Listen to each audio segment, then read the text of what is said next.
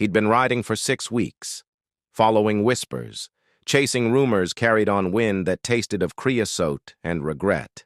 His sister was dead. That much he knew.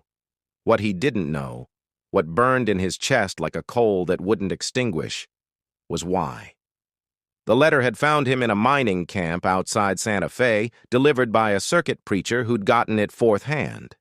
The paper was worn thin, the words barely legible. Your sister Catherine hanged for murder. Justice served. Don't come looking. But Jesse Crane had never been good at following orders. Catherine had gone west 6 months prior, answering an advertisement for a mail-order bride. She'd been hopeful, he remembered, scared but determined. Their parents were dead. The farm was gone. Marriage to a rancher in New Mexico seemed like salvation compared to the alternatives. Now she was in the ground, and someone was going to answer for it. The town of Redemption Springs materialized from the heat shimmer like a fever dream. A dozen buildings clustered around a dried-up well, their wood bleached gray by relentless sun. The saloon leaned to one side. The church had lost its steeple. Everything about the place screamed of people holding on by their fingernails. Jesse guided his horse, a paint mare named Mercy, down the single dirt street. Eyes watched from shadowed doorways. A woman clutched her child closer. An old man spat tobacco juice and turned away. They knew why he'd come. The sheriff's office squatted at the end of the street, its windows dark despite the fading light. Jesse dismounted, tied Mercy to the rail, and pushed through the door without knocking. Inside, a man sat behind a desk carved with initials and obscenities. He was younger than Jesse expected, maybe 35, with careful eyes and a mustache that looked like it was trying too hard. His star was pinned crooked. Sheriff Warren, Jesse said. It wasn't a question. The lawman's hand drifted toward the pistol on his hip, then stopped. Something in Jesse's face told him it wouldn't matter. Who's asking? Jesse Crane, Catherine Crane's brother. The temperature in the room dropped 10 degrees. Sheriff Warren's jaw worked like he was chewing words he couldn't quite swallow. Mr. Crane, we didn't expect family to come. I'm here now. Jesse's voice was quiet, dangerous in its quietness. And you're going to tell me what happened to my sister. The sheriff stood slowly, his chair scraping against wooden floorboards. Your sister murdered Thomas Garrett, shot him in cold blood while he slept. We had a trial. The evidence was clear. Catherine never touched a gun in her life. She was afraid of them. People change when they're desperate, Mr. Crane. Tell me everything, from the beginning. Sheriff Warren poured himself whiskey from a bottle that had seen too much use. He didn't offer Jesse any. Catherine arrived in Redemption Springs last October. She was supposed to marry Thomas Garrett. He owned the biggest ranch within 100 miles. Good man, respected. Go on. The wedding happened quick. Catherine seemed quiet, withdrawn. Some folks said she seemed scared, but mail-order brides are often nervous. It's a hard adjustment. The sheriff drank. Then, 3 months ago, Thomas was found dead in his bed, single gunshot to the heart. Catherine was in the room, covered in his blood, holding the pistol. Jesse's fist clenched. And she said what? Nothing at first. Then she claimed Thomas had been cruel to her, that she'd acted in self-defense. Warren shook his head. But there were no marks on her, Mr. Crane. No bruises, no evidence of any struggle. And Thomas Garrett was a pillar of this community. The idea that he'd mistreat his wife was... He trailed off. Was what? Unthinkable. Jesse stepped closer. Or inconvenient. The sheriff's eyes hardened. We followed the law. There was a trial. The jury decided. Who was on this jury? 12 good men, ranchers, business owners, citizens of Thomas Garrett's friends. Warren slammed his glass down. Justice was served, Mr. Crane. Your sister was guilty. I'm sorry for your loss. But coming here looking for vengeance will only get you a grave next to hers. Jesse stared at the lawman for a long moment. Then he turned and walked to the door. His hand rested on the frame. "Where's she buried?" "Cemetery on the North Hill. Unmarked grave. We don't mark the graves of murderers." "You will by morning," Jesse said. "One way or another." The graveyard sat above the town, like God had given up watching over it. Wooden crosses jutted from hard-packed earth at crooked angles. Some had names. Most didn't. Jesse found Catherine's grave where the sheriff said it would be, in the far corner, separated from the decent folk even in death. The dirt was still raised in a mound. No marker, no flowers, nothing but wind and silence. He knelt beside it, hat in his hands. "I'm sorry I wasn't there, Kathy," he said to the fading light. "I should have come with you. Should have made sure you were safe." The desert offered no forgiveness, only the cry of a hawk circling overhead. Jesse stayed until full dark, his mind working through everything the sheriff had told him. Catherine had been terrified of firearms since childhood, when their father had accidentally shot himself cleaning his rifle. She'd fainted at the sight of the blood. The idea that she'd calmly shoot a man in his sleep was impossible, which meant someone else had pulled the trigger. Footsteps crunched on gravel behind him. Jesse's hand moved to his Colt, but he didn't draw. Not yet. "You planning to dig her up?" a woman's voice asked. "Because that would be the second craziest thing to happen in this town this year." Jesse turned. She stood 20 feet away, silhouetted against the lights of Redemption Springs below. Young, maybe 25. She wore a simple dress, dusty from travel, and her dark hair was pulled back in a practical braid. Her face was striking in the moonlight. Sharp cheekbones, full lips, eyes that held their own kind of gravity. "Who are you?" Jesse asked. "Emma Sutherland. I run the boarding house in town." She took a step closer. "I knew your sister." Jesse rose to his feet slowly. "You testified at her trial?" "No, they didn't want me to." "Why not?" Emma's laugh was bitter. "Because I would have told them the truth, that Thomas Garrett was a monster, that he beat Catherine black and blue every night, that she was terrified of him." She wrapped her arms around herself against the evening chill. "But in Redemption Springs, the truth is whatever the rich men say it is." Something in Jesse's chest cracked open. "You saw the bruises?" "I saw everything. Catherine came to me 2 weeks before Thomas died. She was covered in them, arms, back, ribs. One eye was swollen shut. She begged me to help her escape, but—" Emma's voice broke. "But there was nowhere to go. The nearest town is 40 miles. She had no money, no horse, and if Thomas caught her—" She didn't finish. "Why didn't you speak up at the trial?" "I tried. Judge McCormick wouldn't allow it. Said character assassination of the deceased wasn't relevant." Emma moved closer, her voice dropping. "Thomas Garrett owned half this town, Mr. Crane. His family has been here since before the war. The other half of the town depends on his ranch for their livelihood. Nobody was going to convict a dead man when it was easier to hang a stranger." Jesse's vision tunneled. The sheriff knew? Everyone knew?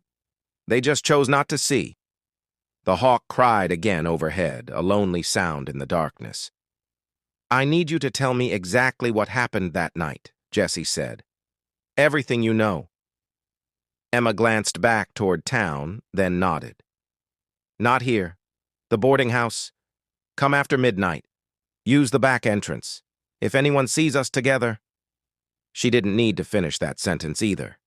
She turned to leave, then stopped. "Mr. Crane? Your sister didn't kill Thomas Garrett." "I know." "No, you don't understand. She couldn't have. I saw her that night an hour before the shooting. She was locked in the root cellar.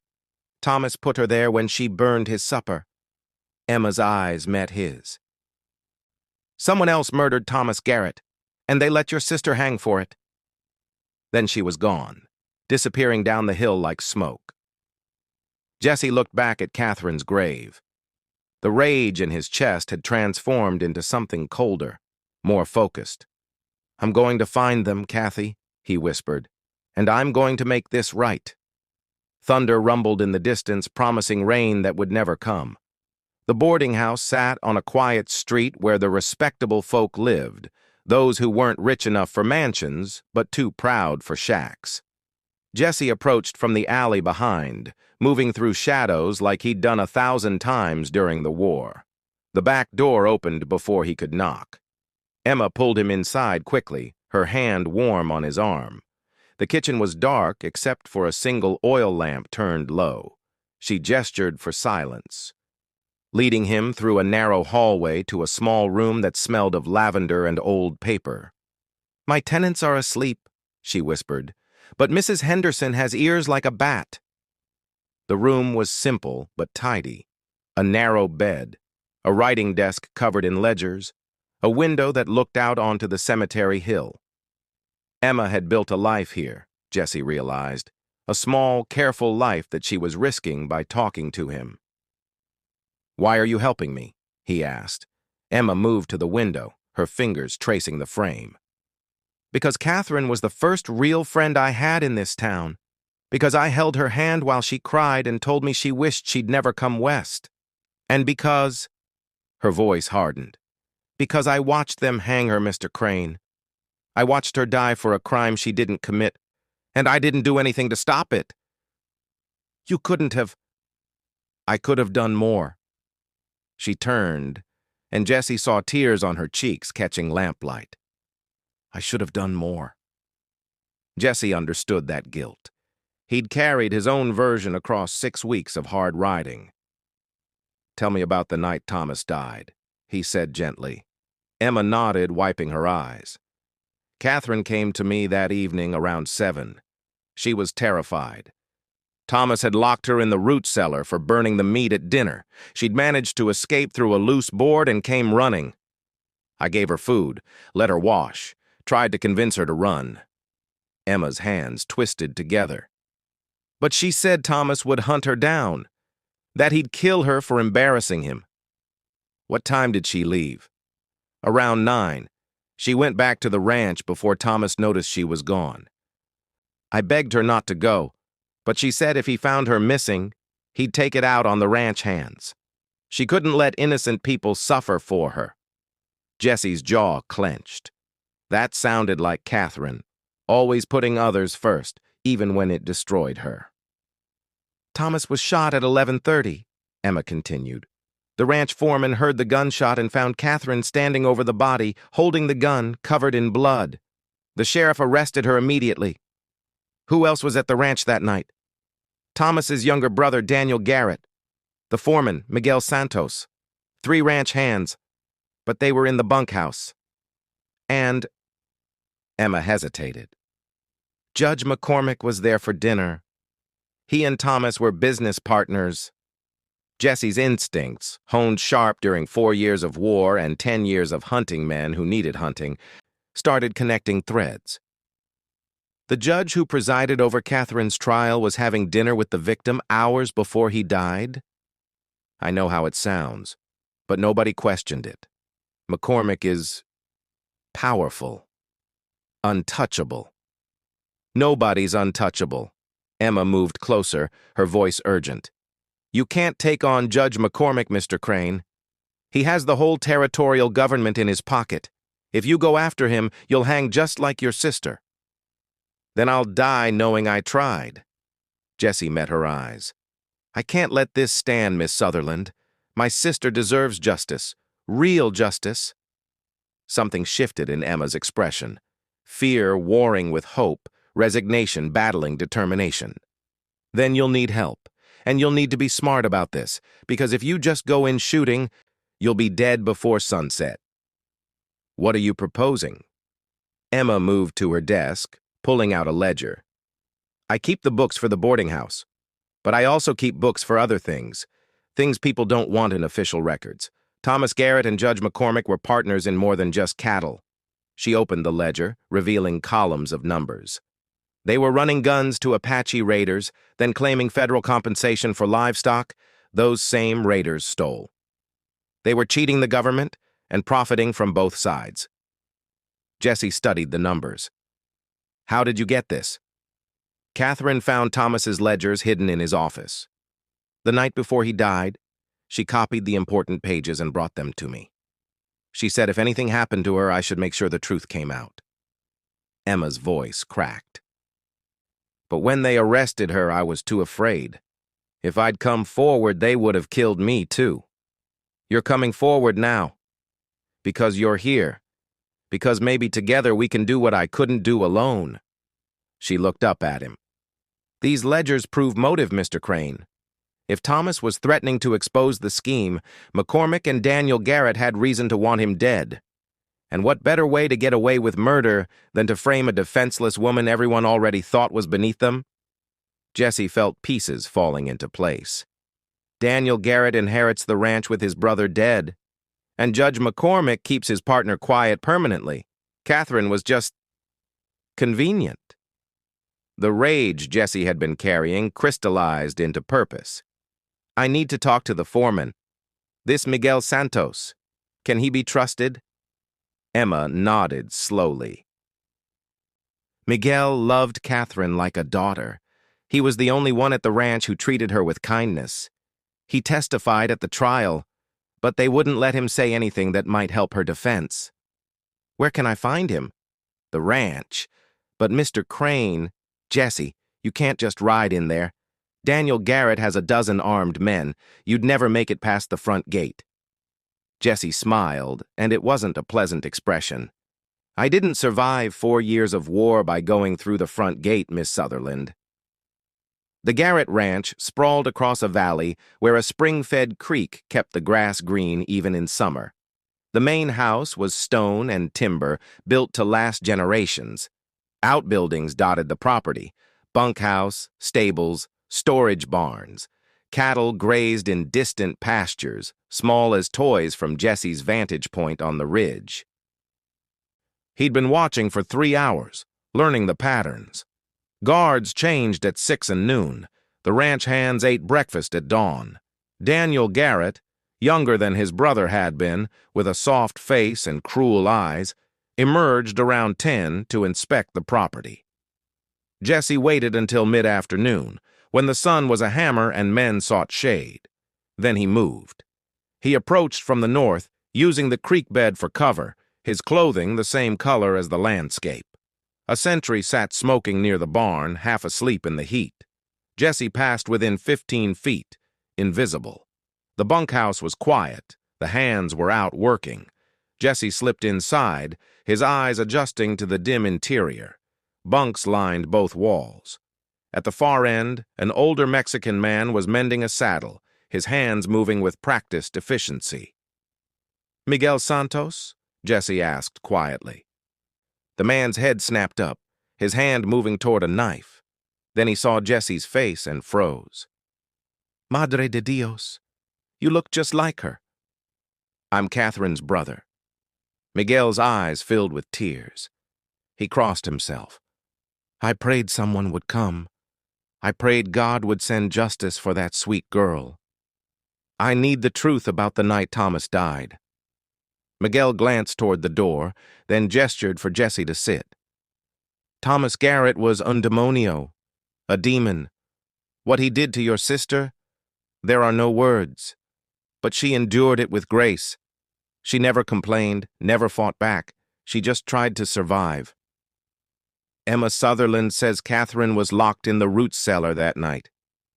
See, I saw Thomas drag her there myself. She begged him not to, said she was sorry about the meat, but he just laughed. Miguel's hands clenched. I wanted to stop him. But Thomas would have killed me, and then who would protect her? What time did you see this? 6 o'clock, maybe a little after. And the shooting? 11:30. I was checking the horses when I heard the shot. I ran to the house with 2 other hands. We found... He paused, crossing himself again. We found your sister standing in the bedroom holding Thomas's pistol covered in blood. But her eyes, Senor Crane, Her eyes were empty, like she wasn't even there anymore. Jesse leaned forward. Could she have gotten out of the root cellar and back in without being seen? No. I checked the cellar myself after the shooting. The door was still locked from outside. The only way she could have gotten out was if someone let her out, and the only people with keys were Thomas, Daniel, and the judge. There it was, the thread that would unravel everything. Was Judge McCormick still at the ranch at 11:30? Miguel's eyes widened as understanding dawned. No. He left around 10, said he had business in town. But Daniel... He stopped, fear crossing his face. What about Daniel? Daniel disappeared for an hour that evening. Said he was checking the fence line. But Senor Crane, the fence line he claimed to check was on the opposite side of the ranch. He wouldn't have been anywhere near there. Could Daniel have unlocked the root cellar? He had keys to everything. Jesse sat back, the picture becoming clearer. They staged it. Daniel killed his brother, took Catherine from the cellar while she was still in shock, put the gun in her hands, and got her blood on her clothes. A woman who'd been beaten for months, starved. Terrified, she would have been easy to manipulate. ¿Por qué? Miguel asked. Why would Daniel kill his own brother? Because Thomas was a liability, and because dead he was worth more than alive. To Daniel, to the judge, to everyone who wanted his ranch and his silence. Miguel grabbed Jesse's arm. You must be careful, senor. Daniel Garrett is dangerous, but Judge McCormick is worse. He will kill you and call it legal. I don't plan on giving him the chance. Jesse met Emma that night in the cemetery where the dead kept secrets better than the living. She brought documents, the ledgers, the pages Catherine had copied, statements from 2 other women who'd testified to Thomas Garrett's violence, but were silenced. This is enough to reopen the case, Jesse said, studying the papers by moonlight. Not in McCormick's court. He'll bury it again. Then we go over his head. Territorial governor, federal marshal. Emma shook her head. That will take months, and Daniel Garrett will disappear before anyone can arrest him. These men have money and connections. They'll vanish like smoke. Jesse looked at Catherine's grave, still unmarked. An idea formed, dangerous, possibly suicidal, but the only way to get justice in a town where the law was broken. What if we make them confess, he said, in public, where they can't deny it? How? By making them think they've already won. The plan was simple in concept, treacherous in execution. Emma would invite Daniel Garrett and Judge McCormick to a private dinner at the boarding house, claiming she had information about Catherine's brother that they needed to hear. Jesse would be waiting, not to kill them, but to get them talking. Emma had hidden a court stenographer in the next room, a man named Henry Walsh, who'd been Thomas Garrett's bookkeeper before being fired for objecting to the gun-running scheme. They won't talk, Emma said the night before. They're too smart. They'll talk, Jesse said, because men like that always need someone to know how clever they are. They'll want to gloat. And if they don't, Jesse's hand rested on his Colt. Then we do this the other way. The dinner was set for Saturday evening. Jesse spent the intervening days gathering more evidence, talking to ranch hands who remembered details, finding receipts for the guns, tracing the money. Every piece was another nail in the coffin. On Saturday, he took his position in Emma's storage room, hidden behind a false wall she'd shown him.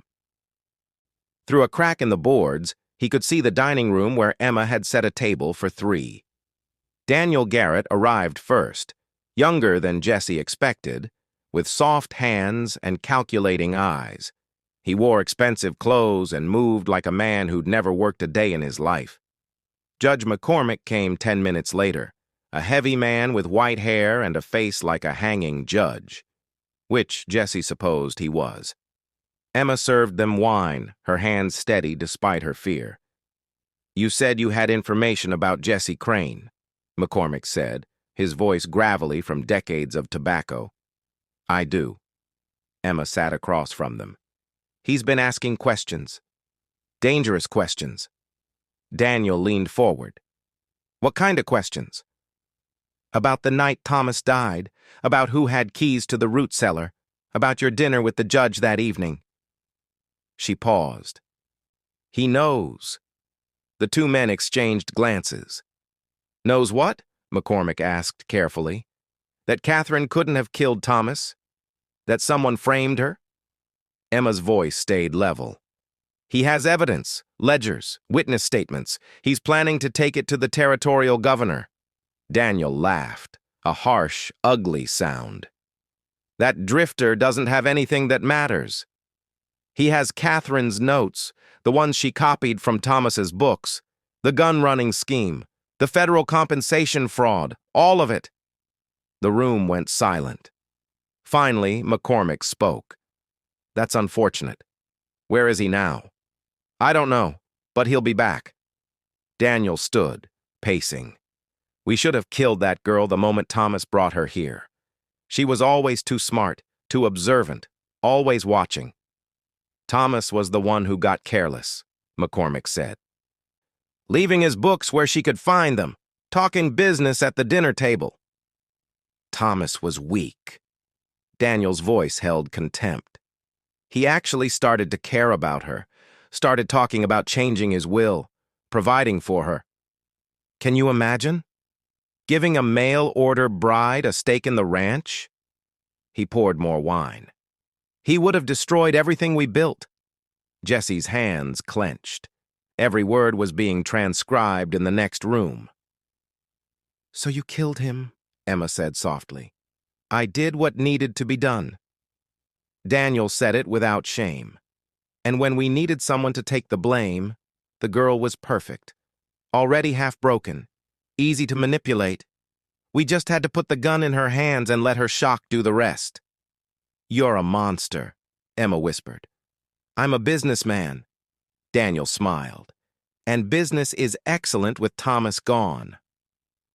The ranch is mine. The gun operation is more profitable than ever, and that sanctimonious brother of mine is rotting in the ground where he belongs.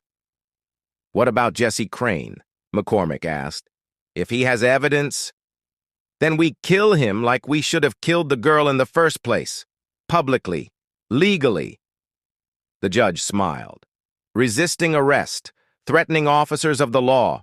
Self-defense. The story writes itself. And Miss Sutherland? Daniel looked at Emma with cold eyes. I'm afraid you know too much now. Emma's face went pale. That's when Jesse stepped out of hiding, his Colt leveled at Daniel's chest. Nobody's killing anybody, he said quietly. Except maybe me, if you move wrong. Daniel's hand went for his gun. Jesse shot him through the shoulder before he could draw, the sound deafening in the small room. Daniel collapsed, screaming.